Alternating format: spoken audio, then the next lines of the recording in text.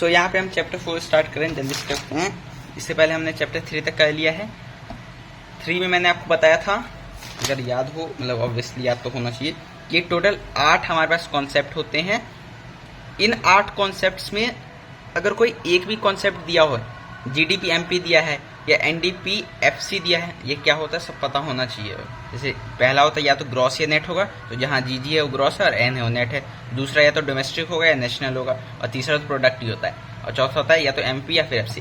जैसे gross domestic product, अगर N है तो net domestic product, gross national product, MP मतलब एट मार्केट प्राइस। तो ये होता है। मैंने बताया था कि अगर 8 में से एक भी दिया हो तो हम बाकी 8 पे जा सकते हैं कुछ कंपोनेंट्स को यूज करके।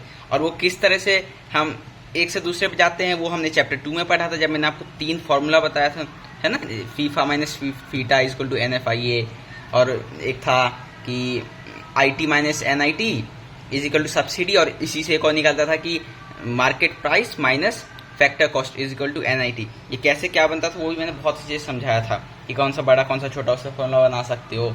अब जितने बार जैसे मैं बोल रहा हूँ तो मुझे याद हो गया है कि इसका इंटरमीडिएट भी कौन, जैसे IT minus NIT is equal to subsidy. तो IT NIT याद रहता है, कभी कभी भूल जाते हैं, यहाँ सब्सिडी आएगा, फिर डेप्रिसिएशन आएगा क्या, तो वो बार बार प्रैक्टिस करोगे, बोलोगे, क्वेश्चंस करोगे, अपने आप याद रहेगा। प्रैक्टिस से ही सब कुछ होगा, ठीक है। अब चैप्टर, और यहाँ पे एक चीज़ और बताया कि जब भी हम बात करते हैं डोमेस्टिक इनकम की, हमारी कंट्री की डोमेस्टिक इनकम इतनी है, तो हम अगर इन टर्म से बात करो तो NDP-FC की बात कर रहे होते हैं। और कभी भी बात करो हमारी कंट्री की नेशनल इनकम इतनी है तो NNP-FC की बात करते हैं। इसका मैंने फॉर्मूला एक ट्रिक भी बताया था कि डोमेस्टिक इनकम हो चाहे नेशनल इनकम हो, वो होगा FC पे, तो MP या फिर FC रखना, ये क्लियर होगा कि हाँ FC ही रखना है। प्रोडक्ट तो प्रोडक्ट ही रहेगा, जहाँ डोमेस्टिक इनकम है वहाँ पे D रहेगा क्योंकि डोमेस्टिक है, जहाँ नेशनल इनकम है वहाँ पे N रहेगा। तो NP और यहाँ पे DP और FC तो दोनों जगह रहेगा।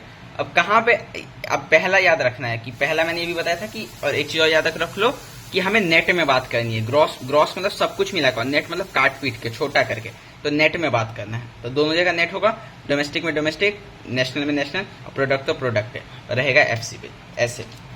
अब चैप्टर 4 में हमें निकालना है नेशनल इनकम। हमने समझ लिया ना कि ये होता है हमारा नेशनल इनकम, ये होता है डोमेस्टिक इनकम, लेकिन चैप्टर 4 में हमें बताना है कि नेशनल इनकम किस तरीके से हम किसी कंट्री का निकालते हैं।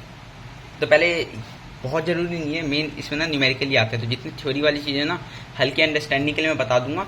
बहुत नहीं भी समझ में आया ना तो फॉर्मूला वगैरह आना चाहिए, वो याद होना चाहिए, क्योंकि इसमें आते न्यूमेरिकल ही ज़्यादा। किसी भी कंट्री में 1 ईयर में जितने भी गुड्स एंड सर्विसेज प्रोड्यूस हो रहे हैं, ठीक है, जितने भी गुड्स एंड सर्विसेज प्रोड्यूस हो रहे हैं उन सब का वैल्यू कितना है, वो होता है नेशनल इनकम। मान लो 100 चादर प्रोड्यूस हुए, 10 मान लो गाड़ी प्रोड्यूस हुए, और 1000 मान लो खाने के कुछ पैकेट्स प्रोड्यूस हुए, इतना ही चीज़ हुआ है। तो इन सब को मिला के इन सब का जितना भी वैल्यू है ना मार्केट में, मतलब जितना भी वैल्यू है इन सब चीज़ों का, मार्केट में नहीं FC पे निकालते हैं ना, मैंने अभी बताया था ना कि FC पे ही रहेगा, चाहे डोमेस्टिक हो चाहे नेशनल। हाँ, तो फैक्टर कॉस्ट में जितना इन सब का वैल्यू रहेगा ना, सिंपल फैक्टर कॉस्ट मार्केट को प्राइस भी छोड़ दो, इन सब चीज़ों का जितना भी वैल्यू रहेगा, the value of all goods and services produced in a country within a year refers to national income. अब इसको निकालने के 3 तरीके हैं। पहला तरीका जिससे हम निकाल सकते हैं, जिसे बोलते हैं वैल्यू एडिशन मेथड या वैल्यू एडेड मेथड, दूसरा इनकम मेथड, और तीसरा एक्सपेंडिचर मेथड। ठीक है, 3 मेथड से निकाल सकते हैं। इस वीडियो में पहला मेथड पढ़ेंगे, दूसरे वीडियो में दूसरा, तीसरे वीडियो में तीसरा मेथड, और चौथी वीडियो में बाकी के छोटे टॉपिक जो एंड में दिए हैं वो पढ़ लेंगे। तो 4 वीडियो में पूरा चैप्टर कंप्लीट कर देंगे। अच्छा चैप्टर है, इंपॉर्टेंट चैप्टर है, समझोगे नहीं तो बहुत हार्ड चैप्टर है। अब हमें ये ध्यान रखना है कि सबसे पहले तो हमारा नेशनल इनकम होता है कि find national income using the given values, हमारे कुछ वैल्यूज दिए रहेंगे और उससे नेशनल इनकम निकालना है।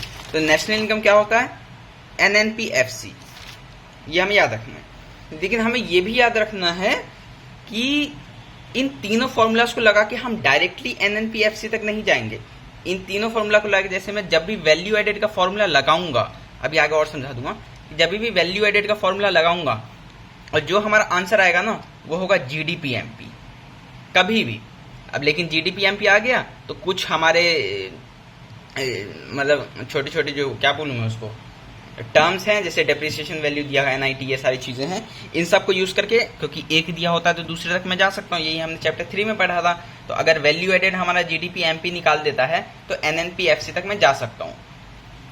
जब भी इनकम मेथड निकालूंगा तो NDP FC निकलेगा मेरा, ठीक है। कभी भी इनकम मेथड निकालूंगा ना कि find the national income from the given values, और उसमें वैल्यू ऐसे दिए हैं जहां पे मैं इनकम मेथड ही लगा सकता हूँ। तो इनकम मेथड निकाल के डायरेक्टली मैं ये नहीं लिख दूंगा कि so this is the national income, क्योंकि इनकम मेथड से तो ये निकला है ना।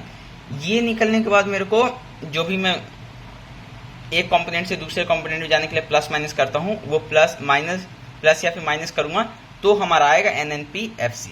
तो वो क्या करना है वो तो हम समझ लेंगे क्वेश्चन में। और एक्सपेंडिचर मेथड जब भी लगाता हूँ तो एक्सपेंडिचर में भी वैल्यू एडेड वाला ही निकलता है, GDP MP। तो इन दोनों में GDP MP और इसमें NDP FC, इतना हमें याद रखना है। अब समझते हैं वैल्यू एडेड। पहले इसका कॉन्सेप्ट समझाता हूँ। कॉन्सेप्ट क्या है? वैल्यू एडेड का सिंपल मतलब है कि हम जब नेशनल इनकम निकाल रहे होते हैं, तो मैंने बताया था नेशनल इनकम चैप्टर 2 में ही बताया था कि कभी भी हम इंटरमीडिएट गुड्स के वैल्यू को ऐड नहीं करते, क्योंकि वो फाइनल गुड्स के वैल्यू में ऑलरेडी एडेड होता है। इसका मैंने एग्जांपल भी था, वही एग्जांपल यहाँ दूंगा। तो वही है कि अगर हम सिर्फ सब्सिक्वेंट स्टेप्स पे जैसे जैसे जा रहा हो सिर्फ वैल्यू एडेड ही हम जोड़ लेना तो हमारा नेशनल इनकम निकल जाएगा। जैसे 200 रुपए का मेरे पास कॉटन है, अब इस कॉटन से मैंने धागा बना लिया और 400 रुपए में बेच दिया। अब यहाँ पे बन चुका है थ्रेड। अब इस थ्रेड को 400 में मैंने खरीद लिया, मतलब कॉटन जो ए आदमी का पास था, मैं हूँ B, ये हूँ मैं। तो मैंने इससे कहा कि तुम्हारे पास कॉटन है, तो ये कहेगा हाँ है, लेकिन मैं 400 में दूंगा। तो मैंने 400 रुपये में कॉटन खरीद लिया, उसको धागा बना लिया। अब इस धागे को मैं बेच दूंगा 800 रुपये में C को, और C से बना लेगा क्लॉथ। तो अब क्लॉथ बन चुका है 800 का, ठीक है। और इसको ये बेच रहा, मतलब 800 का बन चुका है, लेकिन मैं इसको बेचूंगा मान लो 1000 में, कलर वगैरह करके, कलर, प्रिंटिंग, फिनिशिंग जो भी है, ये सारी चीजें करके 1000 में मैंने बेचा। तो मैंने क्या बोला था कि अब ऐसा नहीं करना कि इसका नेशनल इनकम किसी को बोलूँ इसका नेशनल इनकम निकालो इस पूरे का। यहाँ पे अगर इतना प्रोडक्शन होता है, इसमें नेशनल इनकम में कितनी वैल्यू डालूं मैं? क्या मैं 1000 प्लस 800 1800 प्लस 400 2200 और प्लस 400 2400 डाल दूं? नहीं, सिर्फ मैं फाइनल गुड्स के वैल्यू को डालूंगा, ये सारे इंटरमीडिएट गुड्स को नहीं डालूंगा। लेकिन वैल्यू एडेड ये कहता है कि फाइनल गुड आपको ना भी पता हो ना, ये सारे स्टेप्स पता हो, तो सिर्फ कितना वैल्यू एडिशन हुआ है स्टार्टिंग से उसको ही ऐड करो तो आप अपने रिजल्ट तक आ जाओगे। जैसे स्टार्टिंग तो मेरा 200 था, 200 का मेरा रॉ मटेरियल है। अब इसमें जितने भी स्टेप्स में फर्दर प्रोडक्शन होते गया है ना, जब तक वो प्रोडक्शन बाउंड्री के अंदर है, प्रोडक्शन बाउंड्री क्या पता होना चाहिए कि कोई सा ही प्रोडक्ट जब भी उसमें हम फर्दर एडिशन करते जा रहे हैं वैल्यू का, वो प्रोडक्शन बाउंड्री के अंदर है। कलर प्रिंटिंग हो के अब इसे मैं बेच दूंगा तो ये बाउंड्री के बाहर आ जाएगा, क्योंकि अब इसमें कुछ काम नहीं हो सकता है। तो रॉ मटेरियल में जितना भी लेवल पे ये हो रहा है, वैल्यू एडिशन हो रहा है, उसको प्लस ऐड करो 200 प्लस। अब 0 स्टेप से लेके जब फर्स्ट स्टेप में आया तो कितना वैल्यू एडिशन हुआ? 200 का हुआ ना, क्योंकि 200 से 400 हो गया तो 200 रुपए का एडिशन हुआ। अब 400 से हो गया 830 में, मतलब 400 रुपए का वैल्यू एडिशन हुआ। पहले 400 था और अब हो गया 800, तो 400 रुपए बढ़ा ना। और 800 से फाइनल स्टेप लगाने में फिर से 200 वैल्यू एडिशन हुआ है। तो 2 4 400 प्लस 400 800 प्लस 200 1000। तो सिर्फ वैल्यू एडिशन ही पहला तो मेरे को कर रखना नहीं है, क्योंकि पहला तो ये बेसिक है। बेसिक में जितना ऐड होता जा रहा है सिर्फ वैल्यू, उसको ही मैं ऐड कर रहा हूँ, तब भी मैं अपने आंसर तक आ जा रहा हूँ ना। तो वैल्यू एडिशन हमारे यही कहता है, ठीक है। फॉर्मूला डेफिनेशन कोई नहीं पूछेगा, बाकी कोई पूछेगा तो ऐसा आप भी कोई सा भी हाइपोथेटिकल एग्जांपल बना के लिख सकते हो। अब इतना हो गया कंसेप्ट। अब आगे मैं समझाऊंगा वो सब फॉर्मूला है, ये रटने वाली चीज है, एक लाइन में समझो, सिर्फ रटना है। वैल्यू एडेड का जो फॉर्मूला होता है ये होता है value of output minus intermediate consumption. अच्छा, इसका वैसे लॉजिक भी है, लेकिन सोचो लॉजिक बताओ या ना बताओ। चलो मैं बता देता हूं, समझ में ना ऐसी कोई बात ही नहीं है। वैल्यू ऑफ आउटपुट का मतलब होता है कि जो हमारा फाइनल गुड है, जैसे इसी एग्जाम्पल में यहाँ पे इस पूरे वैल्यू ऑफ आउटपुट क्या है 1000 रुपए, क्योंकि आउटपुट का जो वैल्यू मैं बोल रहा हूँ वैल्यू ऑफ आउटपुट, तो आउटपुट तो फाइनल गुड ही होगा ना। तो जो फाइनल गुड है उसका आउटपुट है 1000 रुपए माइनस इंटरमीडिएट कंजम्पशन। अब इन सब में जो इंटरमीडिएट कंजम्पशन, जैसे यहाँ पे इंटरमीडिएट कंजम्पशन क्या है 200 रुपए का है, यहाँ पे सॉरी एक ऊपर स्टेप का जाओ, जैसे यहाँ पे वैल्यू ऑफ आउटपुट मेरा 1000 रुपए है, और अगर मैं पूछूं कि सेकंड स्टेप से लेके लास्ट स्टेप तक, सेकंड से लेके लास्ट तक कितना वैल्यू एडिशन हुआ है, तो सेकंड में मेरा क्या था 400 था ना, तो value of output minus intermediate consumption मेरा 400 रुपए का है, क्योंकि इस स्टेप से पूछ रहा हूँ, तो 600 रुपए मेरा हो जाएगा वैल्यू एडिशन, है ना। और इसके आगे देखो 600 आपको दिखेगा भी, क्योंकि 400 के बाद 400 रुपए यहाँ पे था, अगले स्टेप पे आया तो 800 हो गया, मतलब यहाँ पे 400 का एडिशन हुआ है, और फिर अगले स्टेप पे आया तो यहाँ पे 200 का एडिशन हुआ है, तो 600 हो गया ना 600, 400 प्लस 200। ऐसे अगर पूछो कि सी से, ये सी है थर्ड से फोर्थ में आने में कितना हुआ है, कितना वैल्यू एडिशन हुआ है, तो फिर फॉर्मूला लगाऊंगा, वैल्यू ऑफ फॉर्मूला लिखो तब आएगा, value of output minus intermediate consumption, third से फोर्थ में आने में कितना वैल्यू एडिशन हुआ है। तो पहले तो वैल्यू ऑफ आउटपुट क्या है, आउटपुट तो जो फाइनल प्रोडक्ट होता है उसका आउटपुट होता है, तो ये, और इंटरमीडिएट कंजम्पशन क्या है, तो 800 था और 800 से 1000 आया हूं, तो 200 का इंटरमीडिएट कंजम्पशन है, सॉरी ये डिफरेंस तो वैल्यू एडिशन हो जाएगा ना, यहाँ पे इंटरमीडिएट कंजम्पशन क्या है, तो 800 रुपए का इंटरमीडिएट कंजम्पशन है, तो 1000 माइनस 800 200, और ये 200 दिख भी रहा है यहाँ, ठीक है। ये समझ में आ गया तो ठीक है, नहीं आया तो फॉर्मूला रटना ही है, कोई दिक्कत नहीं है, ऐसे समझ में आ जाए तो अच्छी बात है, तो कुछ काम है नहीं यार, इको में थोड़ी अपने कुछ करना है। अब मैं बताता हूँ नेशनल इनकम हार्ड इसलिए लगता है ना, क्योंकि जैसे देखो 20 प्लस 20 40 होता है, अब एक टेबल दिया है कि यहाँ 20 रखा है, यहाँ 20 रखा है, इसको जोड़ के तुम 40 बनाओ, तो आप सिंपल कहते हो हाँ ये दो 20 मेरे को दिए ही, दोनों को जोड़ दूंगा तो 40 हो जाएगा। अब इसी को कोई ऐसे रख दे टेबल कि 10 प्लस 5 प्लस 5, अब कहेगा इनको जोड़ के 40 बनाओ। अब आपने मान लो स्कूल में सीखा है कि सॉरी ये तो 20 हुआ और 5 और यहाँ पे होगा 10 और 10 5 5 10 10।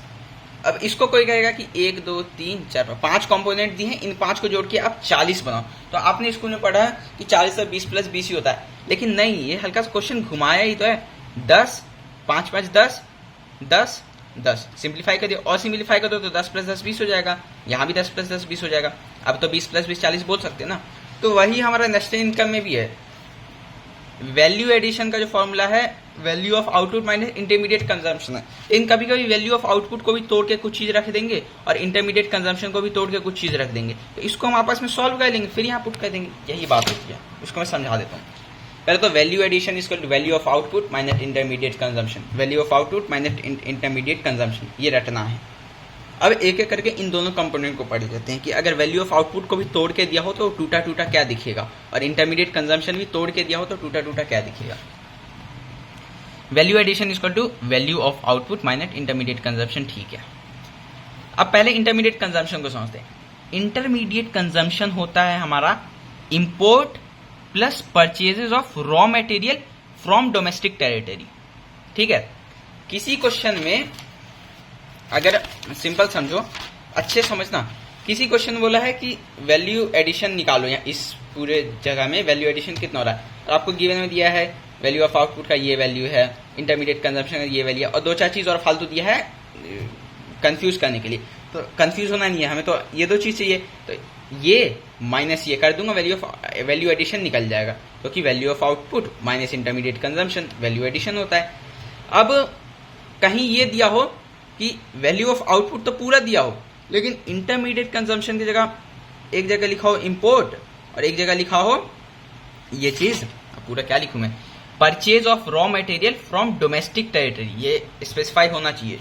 ये लिखा हो कि purchase of raw material from domestic territory, तो क्या करूंगा। अब कोई देखेगा कि अच्छा ठीक है, वैल्यू एडिशन मेरे को 2 चीज चाहिए, वैल्यू ऑफ आउटपुट चाहिए और इंटरमीडिएट कंजम्पशन चाहिए, जिससे मैं इसमें से इसको माइनस कर दूंगा तो मेरा ये आंसर आ जाएगा। वैल्यू ऑफ आउटपुट तो मेरे को दिया है, इसका वैल्यू, इंटरमीडिएट कंजम्पशन दिया है, अरे कोई दिक्कत नहीं ना, intermediate consumption import plus purchase of raw material from domestic territory ही तो होता है। जब मैंने बता दिया ना तोड़ के कि अगर कभी इंटरमीडिएट कंजम्पशन नहीं दिया हो तो हमें जल्दी से ढूंढना है कि ये 2 चीज दिया है, दिया होना ही चाहिए, तभी निकाल पाएंगे, और नहीं तो फिर वो क्वेश्चन अधूरा है, ठीक है, याद रखना। अब मैंने यहाँ छोटा सा लिखा है इंपोर्ट आर नॉट मेंशन, मतलब इंपोर्ट को मेंशन नहीं करना। कभी कभी क्या होगा पता है, कभी कभी कंफ्यूज करने के लिए होगा कि वैल्यू ऑफ आउटपुट का ये वैल्यू है, इंटरमीडिएट कंजम्पशन का ये वैल्यू है, इंपोर्ट का ये वैल्यू है, और कभी कभी और अब बोलेगा कि वैल्यू एडिशन निकालो। तो वैल्यू एडिशन का सिंपल फॉर्मूला है value of output minus intermediate consumption. Import यहाँ बेवकूफ बनाने के लिए दे दिया है कि बच्चा कहीं इंपोर्ट भी उसको ऐड ना कर दे। अरे इंपोर्ट तो तब ऐड करेंगे ना जब इंटरमीडिएट कंजम्पशन दिया ही नहीं होगा। इंटरमीडिएट कंजम्पशन दिया है तब तो कोई दिक्कत ही नहीं, तब उसको कुछ भी दिया हो तब तो मैं कहता हूँ इंपोर्ट और purchase of raw material from domestic territory, ये दोनों भी दिया हो ना, हम इसको इग्नोर कर देंगे क्योंकि हमारे पास तो इन दोनों का पापा है ना, तो हम इसको ही डायरेक्ट लेंगे। ये ना हो तब इसके जो हमारे सब कंपोनेंट्स है उसको ऐड करके मेन कंपोनेंट तक जाएंगे। अगर ये दिया है तब तो साथ में कुछ भी दिया हो, कंफ्यूज नहीं होना। तो वही लिखा है, इंपोर्ट अलग से मेंशन नहीं करना है अगर इंटरमीडिएट कंजम्पशन इफ गिवन, अगर नॉट गिवन तब इंपोर्ट भी मेंशन करना है और उसमें purchase of raw material from domestic territory, ये दोनों ऐड करेंगे तब आ जाएगा इंटरमीडिएट कंजम्पशन तक, और वैल्यू ऑफ आउटपुट तो दिया ही है। अब आईसी का तो हम समझ गए इंटरमीडिएट कंजम्पशन का कि अगर एज इट इज दिया है तब तो क्वेश्चन हमारे लिए ईजी ही है, कुछ हमें ढूंढना ही नहीं है। अगर एज इट इज नहीं दिया है तो इनके ये दो छोटे जो सब कंपोनेंट है उसको ढूंढ लेना है। वैसे ही वैल्यू ऑफ आउटपुट को भी तोड़ा जा सकता है। वैल्यू ऑफ आउटपुट होता है, वैल्यू ऑफ आउटपुट ठीक है, और वैल्यू ऑफ आउटपुट में दो चीज समझना है कि when entire output is sold. अच्छा रुको, पहले मैं वैल्यू ऑफ आउटपुट होता क्या बताता हूँ। वैल्यू ऑफ आउटपुट को ही सेल्स भी बोल सकते हैं, ठीक है। कहीं पे अगर ये दिया हो कि वैल्यू ऑफ आउटपुट इतना है तब तो फॉर्मूला में as it is value of output लगा दो। वैल्यू ऑफ आउटपुट ना दिया हो, ध्यान से सुनना, वैल्यू ऑफ आउटपुट ना दिया हो तो हमें देखना सेल्स दिया है। अगर सेल्स दिया है तो हम उसको वैल्यू ऑफ आउटपुट की जगह रख सकते हैं, value of output is equal to sale. But एक कंडीशन है, ये दोनों बराबर तो हैं भाई भाई, लेकिन ये तभी बराबर हैं जब entire output is sold in the same year. देख रहे हो, सेम ईयर का चक्कर सेकेंड चैप्टर में भी काफी जगह आया था। तो अगर value of output same year में सोल्ड हो गया है पूरा का पूरा, मैंने 100 बिस्किट बनाए हैं और 100 के 100 सेल कर दिए हैं मैंने, तो वैल्यू ऑफ आउटपुट ना भी दिया हो ना, तो अगर सेल का वैल्यू दे दिया हो कि 100 के 100 बिस्किट बने थे और 100 के 100 बेच दिया और उससे सेल से इतना पैसा आया, तो मैं उसको भी वैल्यू ऑफ सी क्यों लिखा है, वैल्यू ऑफ आउटपुट में ले सकता हूं। मतलब value of output is equal to sale है, ध्यान से समझना, लेकिन तब जब entire output is sold in the same year. अगर देखो क्वेश्चन ने दिया ना कि सेल्स इतना है और वैल्यू ऑफ आउटपुट नहीं दिया है, तो सिंपल समझना है कि हाँ अगर ये डायरेक्ट सेल लिख रहा है तो हमें यही मान के चलना है कि हाँ इंटायर आउटपुट सोल्ड हुआ ही हुआ है, ठीक है। लेकिन अगर नहीं हुआ होगा तो वहां पे स्पेसिफिकली मेंशन कर देगा, वो हम बाद में देख लेंगे। दूसरा, पहले कंडीशन तो समझ गए, अगर entire output sold in the same year तो value of output is equal to sale ही होता है, तो इसके जगह पे ये भी दिया हो तो वो भी हम रख सकते हैं। लेकिन when not sold, when entire output is not sold in the same year, same साल में वो बंदा नहीं बेच पाया, तो फॉर्मूला हो जाता है सेल प्लस अनसोल्ड स्टॉक, ठीक है। क्योंकि 100 बिस्किट मैंने बनाया और 100 का 100 बेच दिया तो मेरा पूरा आउटपुट जो है बिक गया है, तो पूरे जो बिक गया है उसका वैल्यू क्या होगा, सेल का ही तो वैल्यू होगा ना। समझना कि 100 बिस्किट बनाया और 100 के 100 बेच दिए, तो उसका जो सेल का वैल्यू निकलेगा वही वैल्यू ऑफ आउटपुट भी है। लेकिन 100 में से मान लो 80 में बेच पाया, तो 80 के सेल का वैल्यू तो लिखूंगा ही, प्लस 20 जो रह गया ना, जिसे मैं अनसोल्ड स्टॉक कह रहा हूं, अनसोल्ड स्टॉक, इसको भी ऐड करूंगा। तो अनसोल्ड स्टॉक का भी फॉर्मूला दिया, वैल्यू दिया होगा, तभी तो इस पूरे का वैल्यू मैं ऐड करूंगा ना, क्योंकि ऐड तो मुझे पूरे का करना है, क्योंकि आउटपुट तो पूरा है, ना बेच पाया तो उसे अनसोल्ड स्टॉक में रख के ऐड करूंगा। तो क्लियर समझना है, अगर output sold in the same year, value of output sales के बराबर ही है, क्योंकि ये भी बिक ही चुका है। लेकिन अगर not sold in the same year, same year में नहीं बिका है, तो सेल्स प्लस अनसोल्ड स्टॉक। अब अनसोल्ड स्टॉक का ये, अनसोल्ड स्टॉक को ही चेंज इन स्टॉक कहते हैं। यही सारी चीजें हैं जो दिक्कत करती हैं, रटना है, ये तो इसमें कुछ कर ही नहीं सकते। अनसोल्ड स्टॉक को ही चेंज इन स्टॉक कहते हैं, दूसरा नाम आ गया। और चेंज इन स्टॉक बोलो या फिर अनसोल्ड स्टॉक बोलो, ये तो सेम ही होता है। इसका फॉर्मूला होता है, अगर कभी क्वेश्चन में ये हो कि दिया हो कि भाई यहाँ पे सेम ईयर में सोल्ड नहीं हुआ है, तो आपको पता है कि अब वैल्यू ऑफ आउटपुट निकालने के लिए आपको सेल्स प्लस अनसोल्ड स्टॉक बोलो या फिर चेंज इन स्टॉक बोलो, ये निकालना पड़ेगा, क्योंकि दोनों ऐड करोगे तभी वैल्यू ऑफ आउटपुट तक पहुंचोगे। तो सेल्स तो दिया ही होगा, अनसोल्ड स्टॉक या फिर चेंज इन स्टॉक ना दिया हो ना तो भी दिक्कत नहीं है। इसका भी एक छोटा सा फॉर्मूला है जिससे यहां तक पहुंचा जा सकता है। अनसोल्ड स्टॉक बोलो या फिर चेंज इन स्टॉक बोलो, इसका फॉर्मूला होता है opening stock minus opening stock या क्लोजिंग स्टॉक। अरे इसे कंफर्म कर लूं, क्लोजिंग माइनस ओपनिंग होता है, closing stock minus opening stock. क्या है छोड़ दो, नहीं समझना, बस इतना समझ लो कि इन दो का वैल्यू जो है ना इसको माइनस करेंगे तो ही हम पहुंचेंगे अनसोल्ड स्टॉक तक, जिसको चेंज इन स्टॉक भी बोलते हैं। एक मिनट, हाँ तो यही है closing stock minus opening stock, ठीक है। अब देखो, अब एक और तरीका है वैल्यू ऑफ आउट, जैसे इंटरमीडिएट कंजम्पशन ना दिया हो तो ये तरीका है, वैल्यू ऑफ आउटपुट ना दिया हो तो ये तरीका है।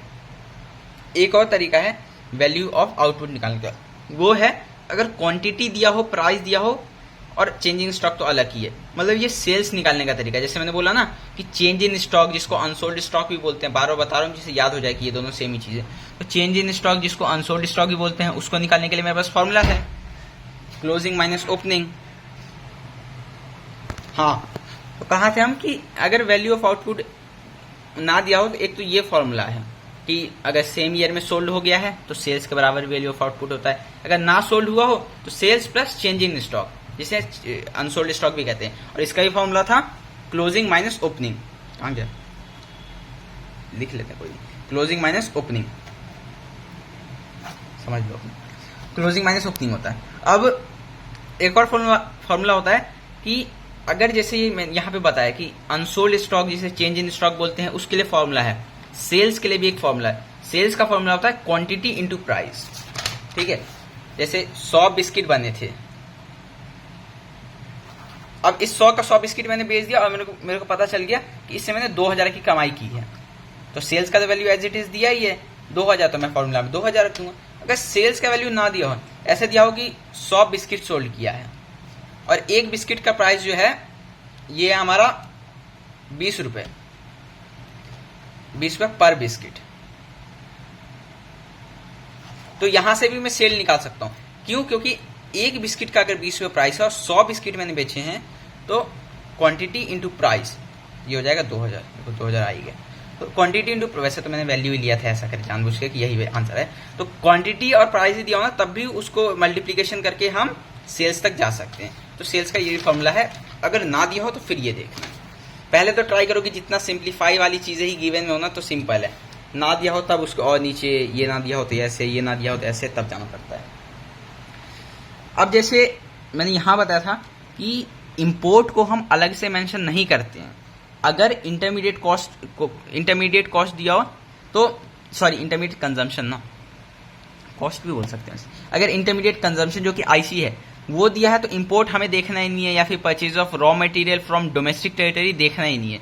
अगर ना दिया हो ना, तब purchase of raw material from domestic territory और उसमें इंपोर्ट भी जोड़ते हैं। वैसे इसका एक लॉजिक भी है कि इंपोर्ट भी एक तरीके का परचेज ही है, इंपोर्ट कर रहा हूं तो खरीद ही रहा हूं ना, लेकिन वो आउटसाइड वर्ल्ड से खरीद रहा हूं, आउटसाइड इंडिया से खरीद रहा हूं, फॉरेन से खरीद रहा हूं। तो परचेज ऑफ रॉ मटेरियल अगर डोमेस्टिक टेरिटरी स्पेसिफाई कर दिया है तो बाहर वालों को भी मैं अलग से ऐड करूंगा। अगर स्पेसिफाई नहीं किया होता purchase of raw material from all over the world तो मैं नहीं करता। ऐसे अलग अलग ही देते हैं, तो डोमेस्टिक और बाहर वाला दोनों का ऐड करूंगा। वैसे ही वैल्यू ऑफ आउटपुट में कभी भी एक्सपोर्ट को हम नहीं ऐड करेंगे, ठीक है। ऐड कब करेंगे, यहां पे कब कर रहे थे, जब इंटरमीडिएट कंजम्पशन ना दिया हो और purchase of raw material from domestic territory दिया हो तो उसमें इंपोर्ट ऐड करते थे। तो यहां पे वैसे ही एक्सपोर्ट ऐड नहीं करेंगे, लेकिन कब करेंगे, जब हमें सेल्स ना दिया हो। सेल्स वैल्यू ऑफ आउटपुट के इक्वल ही होता है ना, बताया ना। और अगर सिर्फ सेल्स लिखा है तो हम ये मान के ही चलना है कि सेम ईयर में सब कुछ सोल्ड हो चुका है, तो सेल्स वैल्यू ऑफ आउटपुट ही होता है। तो हमें एज इट इज सिर्फ सेल्स दिया है तो इंक्लूड नहीं करेंगे एक्सपोर्ट, क्योंकि तो हम मान के चलेंगे कि इस सेल्स में सब कुछ है, बाहर भी बेचा है, एक्सपोर्ट भी किया है, डोमेस्टिक सेल भी किया है, सब कुछ। लेकिन अगर डोमेस्टिक सेल स्पेसिफाई कर दिया हो तो हम एक्सपोर्ट भी ऐड कर देंगे, क्योंकि जैसे purchases from domestic territory specify कर दिया था कि डोमेस्टिक टेरिटरी से मैं जो खरीद रहा हूं, तो फिर मैं बाहर से जो खरीद रहा हूं जिसको इंपोर्ट बोलते हैं वो ऐड कर रहा था।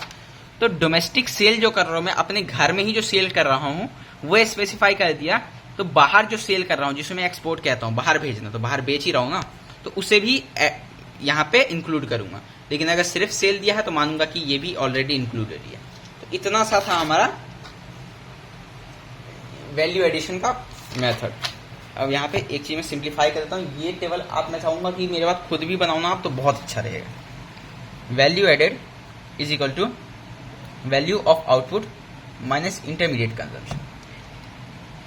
यहां से हमने शुरू किया, नहीं इसका। अब इंटरमीडिएट कंजम्पशन को जो है, अरे ये क्या बनाना है, हाँ, इंटरमीडिएट कंजम्पशन जो है, इसको अगर मैं याद करूं, इसको मैं कह रहा था import plus purchase of raw material from domestic. Value of output को मैं कह रहा था if sold in same year, VO is to sales. VO दिया हो या फिर सेल्स दिया हो, बात बराबर है। वीओ मतलब value of output. If not then sales plus change in stock. अब चेंज इन स्टॉक क्या होता है? Opening minus closing stock. Sales क्या होता है? Quantity into price. ये मैंने पूरा वैल्यू एडिशन का एक छोटे से पेज में लिख दिया। अब इस पर करते हैं कुछ क्वेश्चंस। अच्छा 26 मिनट का ये वीडियो बहुत बड़ा हुआ नहीं है, चलो कुछ पहले इजी क्वेश्चन से करते हैं। Calculate NDP,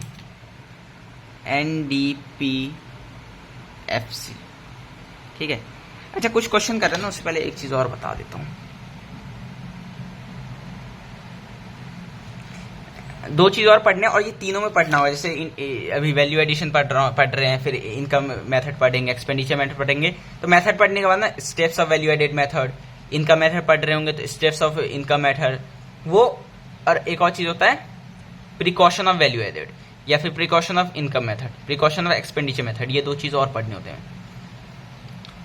steps of value added का जो है, कुछ स्टेप्स तो सब में कॉमन है। पहला स्टेप सब में यही कॉमन रहेगा कि identify and classify the production unit. इसका ये ऐसे याद रख लो कि सबसे पहले जो हमारे प्रोडक्शन यूनिट है, इन सेंस की प्राइमरी, सेकेंडरी और टर्शरी, इन तीनों को आइडेंटिफाई करो, क्योंकि तीनों कुछ ना कुछ वैल्यू ऐड कर रहे होंगे ना, और तीनों को ऐड करूंगा तभी तो मेरा ग्रॉस वैल्यू ऐड निकलेगा, मतलब पूरा वैल्यू ऐड निकलेगा।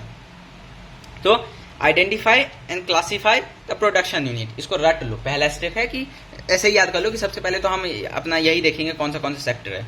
तो identify and classify the production unit, इसमें यहाँ पे दिया भी है जी। ग्रॉस वैल्यू एडेड मतलब ग्रॉस मतलब टोटल होता है सब मिला के। तो प्राइमरी सेक्टर में सब मिला के कितना ऐड किया है उसमें ऐड कर देंगे, सेकेंडरी सेक्टर सब मिला के कितना ऐड कर रहा है, और टर्शरी कितना ऐड कर रहा है, तीनों को जोड़ेंगे, क्योंकि पूरा हमें कंट्री का निकलना ना। अब जीवीएमपी जब आ गया, क्लासिफाइड प्रोडक्शन यूनिट हमने क्लासिफाई कर लिया। Estimate gross domestic product at market price, ठीक है। उसके बाद जीडीपी एट एमपी हम निकालेंगे, इसको रटना पड़ेगा। दूसरा स्टेप क्या है? Estimate GDP at MP. तीसरा स्टेप है, अब इसके बाद तीसरा चौथा ना सिंपल है, जीडीपी एमपी। एक सेकंड रुक जाओ। अच्छा ओके लिसन, पहला तो सब में सेम रहेगा, तीनों में तो रट ही लो कि पहले तो प्रोडक्शन यूनिट को क्लासिफाई करना है into primary, secondary and tertiary. दूसरा एस्टिमेट जीडीपी एट एमपी। ये मैं क्यों कह रहा हूं यहाँ पे, क्योंकि मैंने अभी पढ़ा था कि वैल्यू एडेड में जो निकलता है वो जीडीपी एमपी ही निकलता है। उसके बाद मैं कुछ प्लस माइनस करके अपने नेशनल इनकम तक जाऊंगा तो जीडीपी एमपी निकलेगा। जब मैं एक्सपेंडिचर पढ़ रहा हूँ ना तब भी सेम लिखूंगा, देन एस्टिमेट जीडीपी एमपी। जैसे यहाँ पे लिखा है ना एस्टिमेट जीडीपी एट एमपी, तो मैं इसमें भी यही लिखूंगा, लेकिन इसमें लिखूंगा एस्टिमेट एनडीपीएफसी, क्योंकि ये तो ये निकालता है, ठीक है। तो पहले प्रोडक्शन यूनिट को आइडेंटिफाई करो, दूसरा जीडीपी एमपी निकालो। अब जीडीपी एमपी निकल रखा है तो ऐसे इसको याद कर लो कि छोटे छोटे स्टेप से हम बढ़ते हैं। तो डायरेक्ट हम नेशनल इनकम पे नहीं चले जाएंगे, हम जाएंगे पहले डोमेस्टिक इनकम पे। जीडीपी एमपी निकल गया, अब कैलकुलेट डोमेस्टिक इनकम। अभी यहाँ पे ये इसलिए मैं कहता पता होना चाहिए कि डोमेस्टिक इनकम जब भी मैं बात कर रहा होता हूँ ना तो एनडीपीएफसी की बात चल रही होती है। तो थर्ड स्टेप है कैलकुलेट डोमेस्टिक इनकम। अब जीडीपी एमपी एक मेरा कॉम्पोनेंट तो निकल गया, तो बाकी 8 निकाल सकता हूँ। तो जीडीपी एमपी, यहां से मेरे को जाना है डोमेस्टिक इनकम तक, और डोमेस्टिक इनकम होता है एनडीपीएफसी। तो देखो क्या चेंज करना है, ग्रॉस है नेट है। अच्छा मतलब ये तो चेंज करना है, ग्रॉस से मेरे को नेट पे जाना है। ग्रॉस होता है बड़ा, और बड़े से जाना है छोटे में, तो करना तो मेरे को पड़ेगा माइनस। लेकिन माइनस क्या करना है, gross investment minus net investment is equal to क्या था, इसका था डेप्रिसिएशन, तो माइनस डेप। तो ग्रॉस से नेट पे आ गया, ठीक है। डोमेस्टिक तो डोमेस्टिक ही है, प्रोडक्ट ही है। MP FC। अच्छा एक और दिक्कत आ गया, तो MP से मेरे को जाना है FC पे। MP क्या था, बड़ा कि छोटा? MP था बड़ा, तो MP बड़ा तो FC छोटा होगा। बड़े से छोटे पे जाना है, मतलब अगेन मेरे को करना तो माइनस ही है, क्योंकि बड़े से छोटे पे जाने के लिए माइनस करना पड़ेगा, तभी ना बड़ा छोटा हो पाएगा। तो देखिए माइनस क्या करना है, MP FC, इसका था MP minus FC equal to NIT। तो फॉर्मूला में यही लिखना ही है, कैलकुलेट डोमेस्टिक इनकम NDP-FC, और इसको एक्सप्लेन में देखो यही क्या होगा, by subtracting the amount of depreciation and net indirect tax from GDP MP, जो कि है GDP, एक मिनट, हाँ GDP MP, मतलब GDP MP से ही ये माइनस करूंगा ना, तभी तो अपने NDP-FC जो कि मेरा डोमेस्टिक इनकम है वहां तक पहुंच पाऊंगा। तो from GDP MP we get domestic income that is NDP-FC। अब यहाँ पे फॉर्मूला भी लिख दिया है। और मैंने बोला था ना कि स्टेप स्टेप में चलना है। अगर मेरे को GDP MP निकल गया है तो पहले मैं डोमेस्टिक निकालूंगा, फिर नेशनल निकालूंगा। अब यहाँ पे वही लिखा है, पहले क्या लिखा था, estimate domestic income that is NDP-FC। अब एस्टिमेट नेशनल इनकम, ये बीच में भूल जाओ, एस्टिमेट नेशनल इनकम। अगर मैं इतना ही लिखता हूँ तो NDP-FC मेरा निकल चुका है। अब मेरे को निकालना है नेशनल इनकम, जो कि होता है NNP-FC। तो नेट है, प्रोडक्ट तो प्रोडक्ट है, FC तो FC है, डोमेस्टिक से जाना है नेशनल पे। अब बताओ, डोमेस्टिक से नेशनल जाना है तो डोमेस्टिक होता है छोटा, नेशनल होता है बड़ा। तो एक चीज तो मेरे को समझ आएगा, करना ऐड है, क्योंकि छोटे से बड़े पे जाऊंगा तो मेरे को करना तो ऐड पड़ेगा। क्या ऐड करूं? मैंने कहा था ना कि जब भी नेशनल डोमेस्टिक की बात होगी तो जो हमारा कंपोनेंट होगा NFIA ही होगा, क्योंकि net factor income from abroad. Domestic से नेशनल में जाने का ये तो लॉजिकल भी है, समझो कि ये जा ही तब पाऊंगा। डोमेस्टिक मतलब जो हमारे घर वाले आपस में पैसा इकट्ठा कर पा रहे, और डोमेस्टिक से नेशनल चला गया, इसका मतलब घर वाले तो जो कर रहे हो कर ही रहे हैं, उसमें मैं बाहर जो मेरा बंदा है वो पैसा भेज रहा है उसको भी ऐड कर दूं। तो इसमें ऐड कर दूंगा NFIA, क्योंकि बाहर जो बंदा है वो पैसा भेज रहा है उसको NFIA ही बोलते हैं, net factor income from abroad. ऐसे समझो। तो ये हमारा हो गया। अब प्रिकॉशन कुछ नहीं है, इसको एक बार रीड करना खुद से। इसमें वही है कि इंटरमीडिएट गुड्स को ऐड नहीं करना, सेकंड हैंड गुड्स है उसको भी इंक्लूड नहीं करना, क्योंकि सेकंड हैंड गुड भी इंटरमीडिएट ही समझो, क्योंकि जब फर्स्ट हैंड था तब उसको मैंने अपने नेशनल इनकम में ऐड किया होगा ना। अब सेकंड है तो फिर से उसका पैसा ऐड करूँ? नहीं। सेल्फ कंजम्पशन, हम खुद अपने घर के लिए खरीद रहे हैं तो उसको ऐड नहीं करना, ये सारी चीजें हैं। तो एक बार रीड करना। आते हैं क्वेश्चन पे।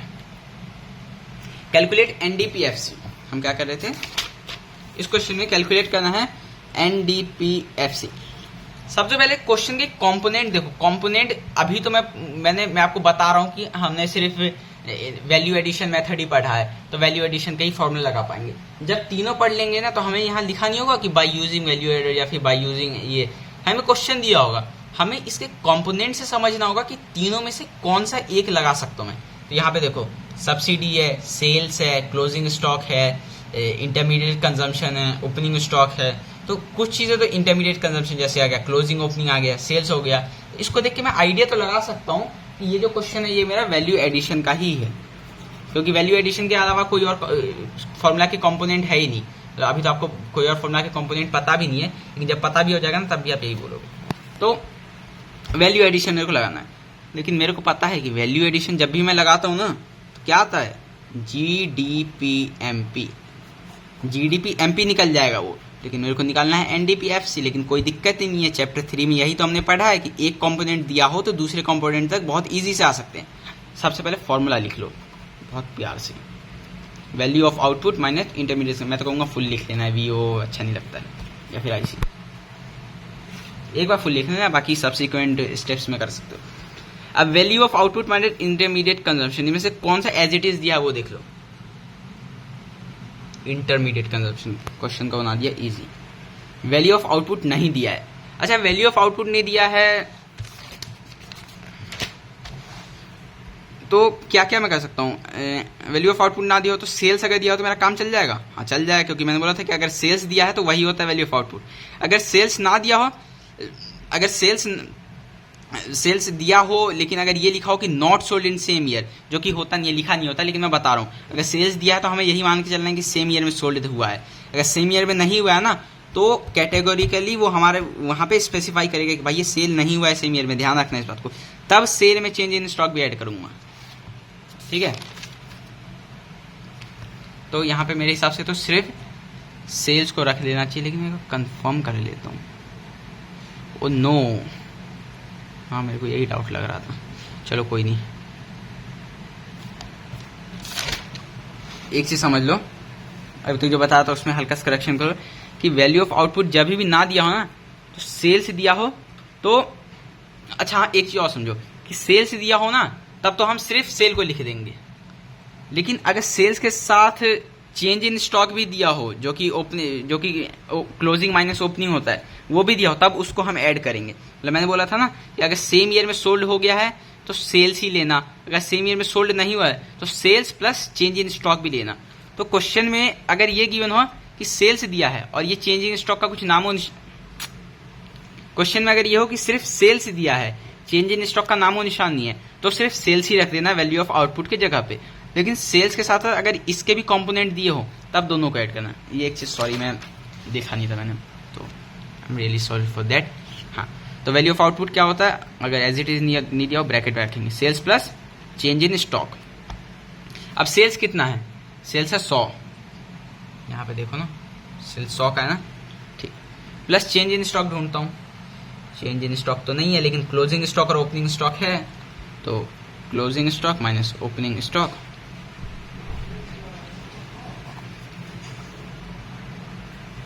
अब 100 प्लस चेंज इन स्टॉक कितना है, क्लोजिंग स्टॉक कितना है 10 है, और ओपनिंग स्टॉक कितना है, ओपनिंग स्टॉक 20 है ना। Closing stock 10, opening stock 20। ये पहला वाला ही छोटा है तो कोई दिक्कत नहीं, उसको कोई दिक्कत ही नहीं अपने को। माइनस 30, तो 100 प्लस 10 में से 20 गया तो ये माइनस 10 आएगा, ब्रैकेट में ही रखना है, माइनस 300। तो 100 प्लस माइनस माइनस 10 माइनस 300, तो 100 में से 10 गया तो ये हो जाएगा 90 माइनस 300, तो हो जाएगा माइनस 210। माइनस 210 आ रहा है क्या, ओ सॉरी मैंने अभी देखा आंसर माइनस 210 नहीं किया, यहाँ वैल्यू में गलत पुट करने लगा ना। इंटरमीडिएट कंजम्पशन तो 30 है और यहाँ पे मैं 300 लेने लगा, 0 तो एक्स्ट्रा है ना। चलो यहाँ से मैं फिर से कर देता हूँ, 100 प्लस क्लोजिंग स्टॉक कितना है 10, ओपनिंग स्टॉक कितना है 20 माइनस 30, तो 100 प्लस 10 में से 20 गया तो minus 10 minus 30, plus minus minus 100 में से 10 गया 90, 90 में से 30 गया 60, तो 60 क्या आ गया, क्या 60 हमारा जो हमें पूछा था एनडीपीएफसी ये है, नहीं, हमने तो वैल्यू एडेड मेथड लगाया है ना, तो वैल्यू एडेड से तो बस यही निकलता है। तो जीडीपी एमपी आ गया 60, जीडीपी एमपी से जाना है मेरे को एनडीपीएफसी, एनडीपीएफसी जी एन, ये पहला तो चेंज करना पड़ेगा। तो जो जीडीपी एमपी का वैल्यू 60 लिख रहा हूँ, इसमें ग्रॉस से जाना है नेट पे, तो ग्रॉस होता है बड़ा, नेट होता है छोटा, मतलब बड़े से छोटे पे जाना है तो माइनस करना है। लेकिन क्या माइनस करेंगे, तो ग्रॉस और नेट में होता है डेप्रिसिएशन, यहाँ पे जो भी डेप्रिसिएशन का वैल्यू दिया हो, डेप्रिसिएशन नहीं है लेकिन डेप्रिसिएशन पढ़ाते टाइम मैंने बताया था कि डेप्रिसिएशन को ही कंजम्पशन ऑफ फिक्स्ड कैपिटल भी कहते हैं, वो था ना क्वेश्चन में, ये कंफ्यूज कर सकता है। तो ये हो गया जी से एन का हिसाब, डी तो डी ही है, पी भी पी है, और एमपी से एफसी। एमपी होता है बड़ा, एफसी होता है छोटा, बड़े से छोटे में जाना है तो करना माइनस है, और इसमें होता है एनआईटी। एनआईटी भी नहीं दिया लेकिन कोई दिक्कत नहीं, देखो इसमें भी कंपोनेंट दिया है ना एनआईटी का।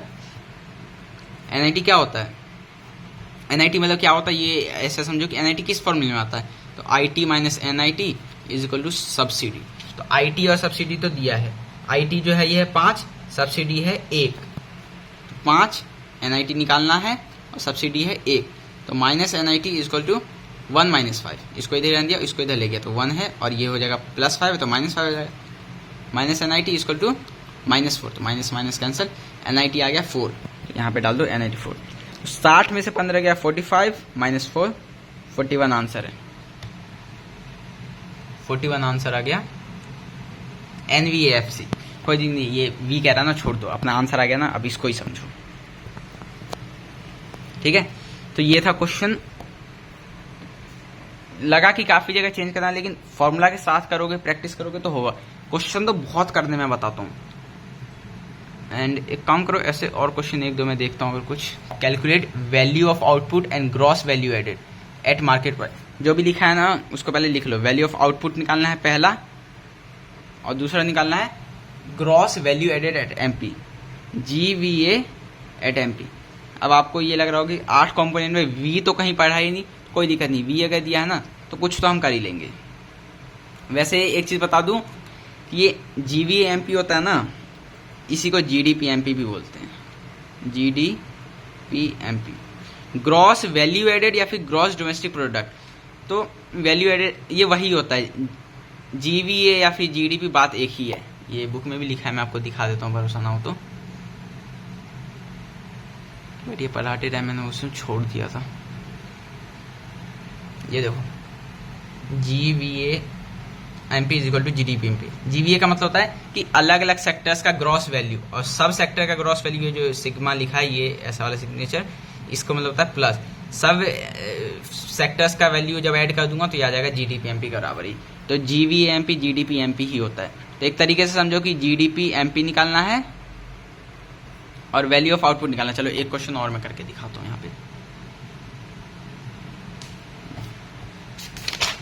वैल्यू ऑफ आउटपुट, पहले तो अपना फॉर्मूला लिख लूँ कि GDPMP equal to value of output minus intermediate consumption.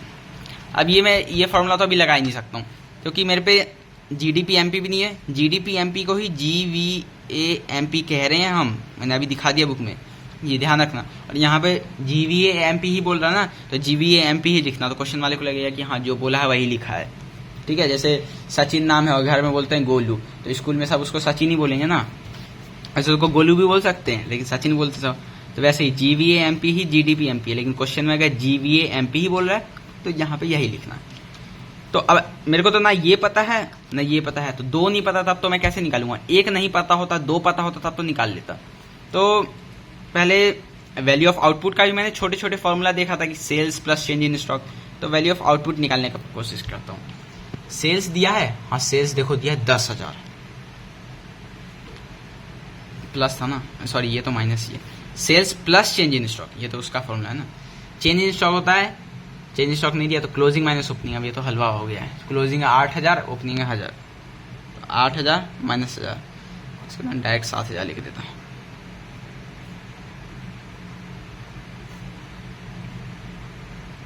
Hmm, 17,000, 10,000 plus 7,000 17,000। यहाँ देखो क्वेश्चन में गलत देख रखा है, क्लोजिंग स्टॉक का वैल्यू लिखता है 8,000 और चेंज इन स्टॉक होता है क्लोजिंग माइनस ओपनिंग। तो 8,000 माइनस 1,000 होना चाहिए ना, लेकिन 800 माइनस 1,000 लिख रखा है, ये प्रिंटिंग मिस्टेक है, ये तो गलत है। तो ये आ गया 17,000, ठीक है। अब वैल्यू ऑफ आउटपुट निकल चुका है। इंटरमीडिएट कंजम्पशन अगर हो तो ये निकाल दूंगा। इंटरमीडिएट कंजम्पशन है, इंटरमीडिएट कंजम्पशन तो नहीं है, लेकिन इंटरमीडिएट कंजम्पशन क्या होता है, इंटरमीडिएट कंजम्पशन में बोल सकता था import plus purchase of raw material. हाँ अब यहाँ पे देखो, ये बोलोगे परचेज ऑफ रॉ मटेरियल तो दिया है, इंपोर्ट नहीं दिया।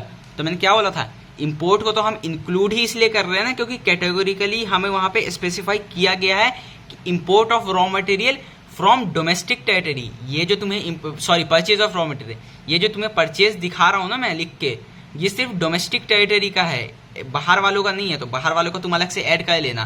तो इसलिए जब डोमेस्टिक टेरिटरी हो तो बाहर वालों को ऐड करने के लिए इंपोर्ट ऐड करते हैं, लेकिन यहाँ पे डोमेस्टिक टेरिटरी तो स्पेसिफाई किया ही नहीं है। तो ये परचेज ऑफ रॉ मटेरियल हम ओवरऑल समझेंगे। तो सेल्स प्लस सॉरी सेल्स नहीं, परचेज ऑफ रॉ मटेरियल ही रहेगा क्योंकि डोमेस्टिक टेरिटरी होता तब उसमें इंपोर्ट ऐड करते। तो इंटरमीडिएट कंजम्पशन को यहाँ पे मैं परचेज ऑफ रॉ मटेरियल लिख सकता हूँ। तो वीओ है 17,000, परचेज ऑफ रॉ मटेरियल है 200, तो 17,000 में से 200 माइनस कर लोगे तो ये हमारा आंसर आ गया। ऐसे ही बहुत क्वेश्चन है, ट्राई करना, ना है उसको मार्क करना, मुझसे पूछना। जितने क्वेश्चन प्रैक्टिस करोगे उतना होगा और ये इंपॉर्टेंट है।